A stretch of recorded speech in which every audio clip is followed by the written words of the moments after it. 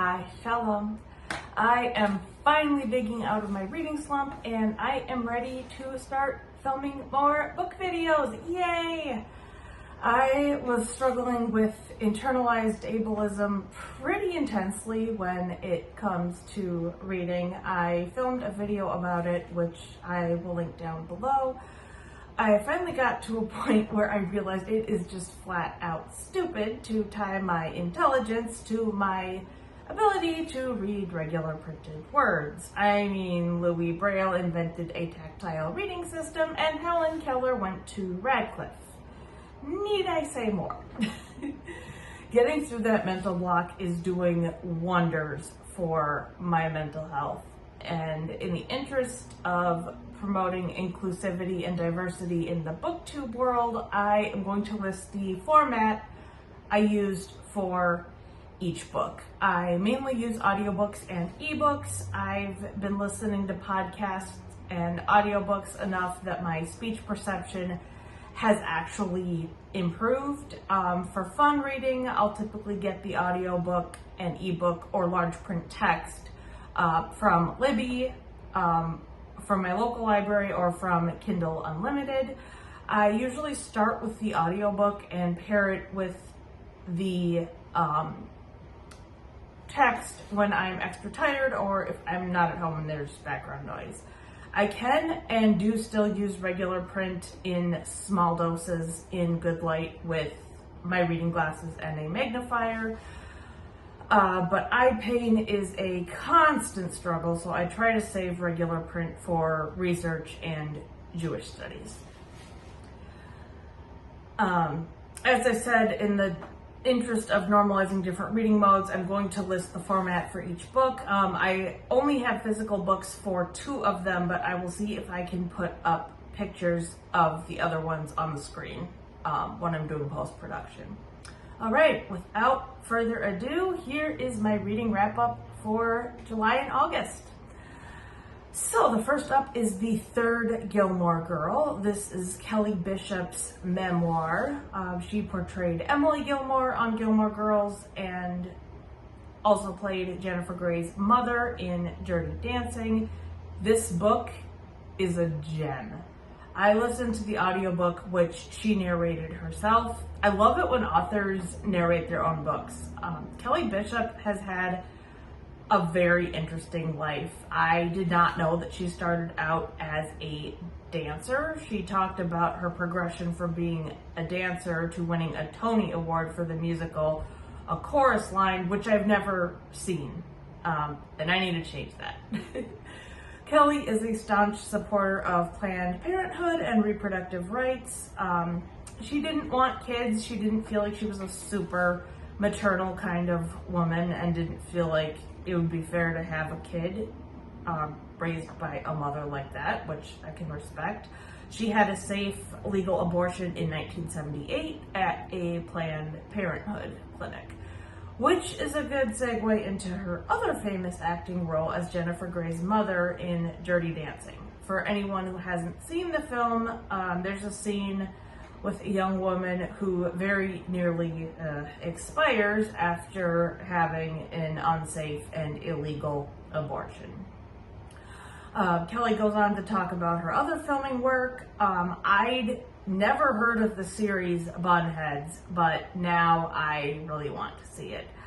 I love this book so much. I do think you'll get more out of it if you've seen Kelly in at least one thing. And if you like Gilmore Girls, you will definitely enjoy this book. All right, next up is Kissing Girls on Shabbat by Dr. Sara Glass. This is another memoir. Dr. Glass is a therapist who was raised in the Hasidic Jewish world. And I'm not talking mainstream Orthodox, okay? This is more or less the Jewish fundamentalist version of what I escaped from. I want to state that this is a tiny little offshoot that does not reflect the Jewish population as a whole. Okay? Okay. As the title suggests, Sara felt strong attractions toward girls starting pretty early on, and I wrestled with my own sexuality before figuring out I'm bi and coming out at age 30, so parts of that were extremely relatable. When I first started reading, I was pairing the audio with the ebook and then just continued with the audio when the ebook had to go back to the library.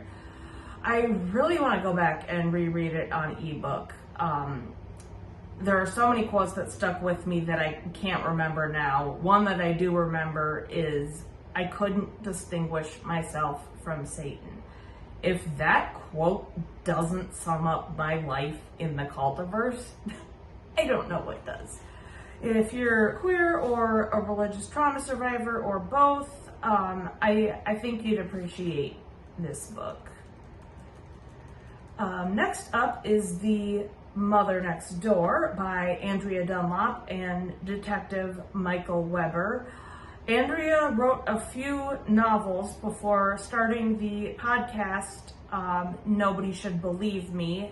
That podcast explores Munchausen by proxy and how the legal system fails to address it. I will be doing additional videos about that podcast and her other novels. All of her work is incredible. The Mother Next Door covers famous MVP cases that Detective Weber actually worked on, the cases of Hopi Barra and Brittany Phillips. These cases are closed, so I'm not getting anyone in any kind of legal trouble here. I have been listening to Nobody Should Believe Me from day one. They just finished season 6. Reading the book took me back to seasons 1 and 2, and there were a lot of little details I'd forgotten, like the symbolism and themes in the Disney film Tangled. If you're wanting to learn more about Munchausen and MVP, but podcasts aren't really your thing, I recommend trying The Mother Next Door. Okay, next up is Stamped by Jason Reynolds and Ibram X. Kendi. I am holding up the standard printed book, which someone sent to me a while ago.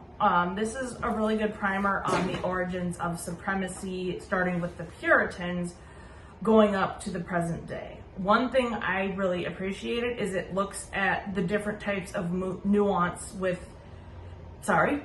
different types of movements with nuance, there we go, and examines the pros and cons of each of them. I read this for an upcoming video I'll be making called an anti-racism reading list. I will also be giving the book its own discussion video because there is a lot to unpack. All right, the final book in this wrap-up is White American Youth by Christian Picciolini. This is another book that I read for the anti-racism reading list. This book came out in 2017, and I read it after discovering Christian's TED Talk, which I'll link down below.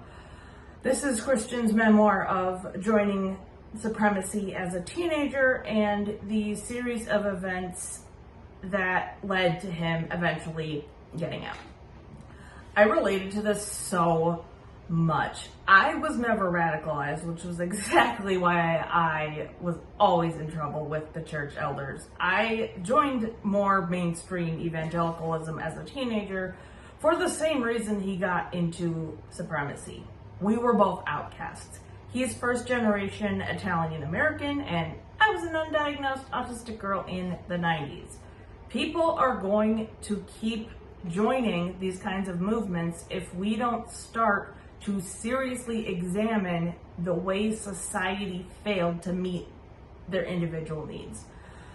Christian has become an amazing human being. He is now praised by human rights programs that used to hunt him down, and he has helped more than 100 people leave supremacy. Like I said, I'll link his TED Talk down below. Okay, that is it for this wrap up. If you've read any of the books, I would love to hear your thoughts in the comments. Okay, hope you're all doing well. Bye! If you enjoyed this video, please do me a huge favor and hit the thumbs up. And be sure to subscribe so you don't miss any future videos. All right, thanks for watching, and I'll be back soon.